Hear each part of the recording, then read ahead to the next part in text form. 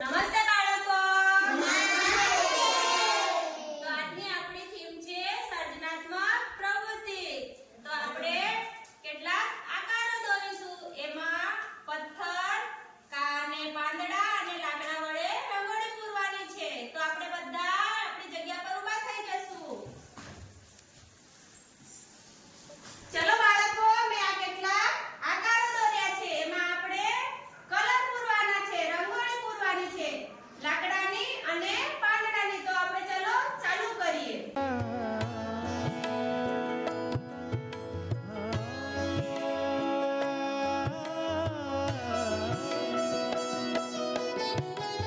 देखो रातों के सीने पे ये तो झिलमिल किसी लौ से उगे हैं.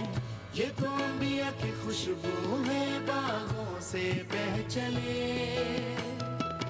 जैसे कांच में चूड़ी के टुकड़े, जैसे खिले खिले फूलों के मुखड़े, जैसे बंसी कोई बजाए पेड़ों के तले.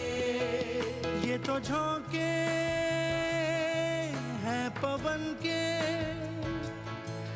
है ये घुंघरू जीवन के.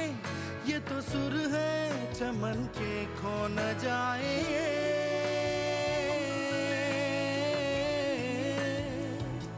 तारे जमीन